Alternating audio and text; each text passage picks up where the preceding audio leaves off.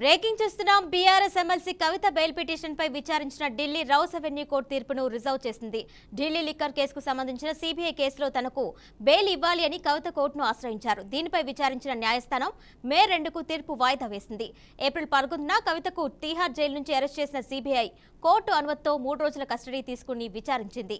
ఆ తర్వాత కోర్టులో ప్రవేశపెట్టగా 9 రోజుల పాటు కవితకు జ్యుడిషియల్ కస్టడీ విధించింది. దీంతో ఆమెను మళ్లీ తీహార్ జైలుకు తరలించారు.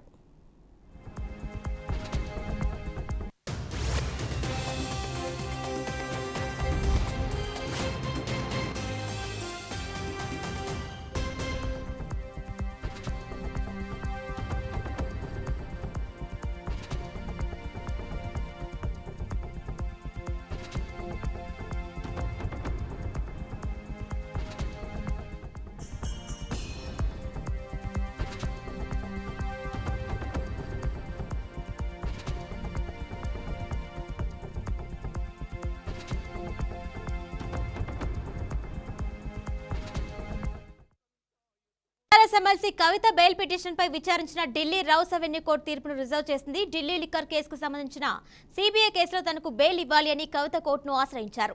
దీనిపై విచారించిన న్యాయస్థానం మే 2కు తీర్పు వాయిదా వేసింది. ఏప్రిల్ 11న కవితను తీహార్ జైలు నుంచి అరెస్ట్ చేసిన సిబిఐ కోర్టు అనుమతితో 3 రోజుల కస్టడీ తీసుకుని విచారించింది. ఆ తర్వాత కోర్టులో ప్రవేశపెట్టగా 9 రోజుల పాటు కవితకు జ్యుడిషియల్ కస్టడీ విధించింది. దీంతో ఆమెను మళ్లీ తీహార్ జైలుకు తరలించారు. దీనిపై మరింత సమాచారం మా ప్రతినిధి వాసు అందిస్తారు. వాసు, కిరణ్మయి, ఢిల్లీ మద్యం పాలసీ కేసుకు సంబంధించి బీఆర్ఎస్ ఎమ్మెల్సీ కవిత బెయిల్ పిటిషన్ వాదాలు ముగిశాయి. తీర్పుని న్యాయమూర్తి కావేరి బవేజా ఆమె తీర్పుని రిజర్వ్ చేసింది. మే 2వ తేదీన దీనికి సంబంధించి తీర్పు వెలువడే అవకాశం ఉంది. ఇప్పటికే ఆమె మధ్యంతర బెయిల్ పెట్టుకున్న నేపథ్యంలో ఆమె కుమారుడికి ఎగ్జామ్స్ ఉన్నాయి, మధ్యంతర బెయిల్ ఇవ్వాలని చెప్పి పెట్టుకున్న పిటిషన్ ఉందో ఆ పిటిషన్ ని ఈడీ తరపు న్యాయవాదులు అట్లాగే సిబిఐ తరపు న్యాయవాదులు ఆమె రాజకీయంగా పలుకుబడగలిగిన వ్యక్తి, ప్రాధాన్యత కలిగిన వ్యక్తి, బీఆర్ఎస్ అధికారంలో ఉంది, తెలంగాణలో అధికారం చేపట్టిన పార్టీ, అట్లాగే మాజీ ముఖ్యమంత్రి కూతురు ఆమె బయటికి వస్తే సాక్షుల్ని తారుమారు చేస్తుంది. అట్లాగే ఈ కేసులో తాము చేస్తున్నటువంటి దర్యాప్తుకు ఆమె బయటకు వస్తే సాక్షుల్ని ప్రభావితం చేస్తే కేసు అనేది నీరుగారిపోతుంది అనేది ప్రధానంగా సిబిఐ తరపు అడ్వకేట్స్ వాదించారు. అప్పుడు ఆ బెయిల్ పిటిషన్ ని సిబిఐ ప్రత్యేక కోర్టు కొట్టివేసింది. ఇప్పుడు తాజాగా ఈ బెయిల్ పిటిషన్ ఆమె పెట్టుకున్నది. బెయిల్ కు సంబంధించి వాదనలు ముగిశాయి. వచ్చే నెల 2వ తేదీ వరకు తీర్పు వెలువడిస్తారని చెప్పి సిబిఐ ప్రత్యేక కోర్టు న్యాయమూర్తి తెలియజేసింది. ఇప్పటికే సిబిఐ అట్లాగే ఈడీ 2 దర్యాప్తు సంస్థలు ఆమెను విచారణ చేస్తున్నాయి. ఆమె సంబంధించిన పాత్ర ఏ రకంగా ఉంది, ఈ మద్యం కేసులో ఆమె ఏ రకంగా ఆమె పాత్ర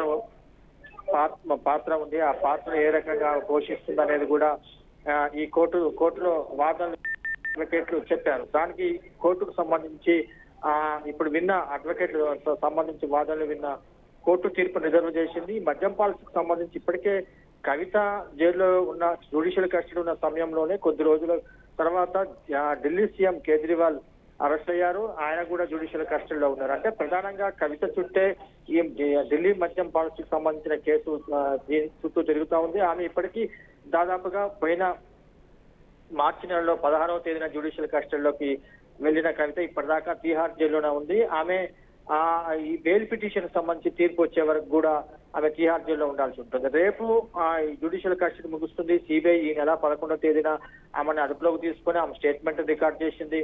దానికి సంబంధించి కూడా కోర్టు ప్రవేశపెట్టింది. ఈమె ఈ పాలసీ కేసులో ప్రధాన సూత్రధారి, అట్లాగే దీనికి సంబంధించి మధ్యవర్తిగా ఉంది. మనీ లాండరింగ్ యాక్ట్ ని ఉల్లంఘించి ఆమె 100 కోట్ల ముడుపుల్ని ఢిల్లీ ప్రభుత్వానికి ఆమె అందజేసింది. తద్వారా ఈ మద్యం పాలసీలో తనకు లబ్ధి చెందే విధానాలు ఆమెకు అనుకూలంగా మార్చుకుందనేది ప్రధానమైన అభియోగం ఆమె మీద.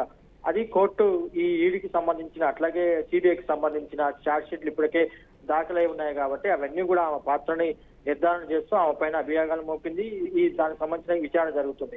ఇప్పుడు ఈ బెయిల్ పిటిషన్ వాయిదా వేయడంతో రేపు ఆమె మరి జ్యుడిషియల్ కస్టడీ ముగిస్తున్న నేపథ్యంలో ఆమె మళ్ళీ రేపు కోర్టుకు వస్తుంది. ఈ కోర్టుకు సంబంధించి సిబిఐ మరి కస్టడీ అడుగుతుందా, ఏ రకంగా ఉంటుందో అనేది రేపు కోర్టుకు వచ్చిన తర్వాత తెలుస్తుంది. Kiranmayi. Right Vasu, thank you.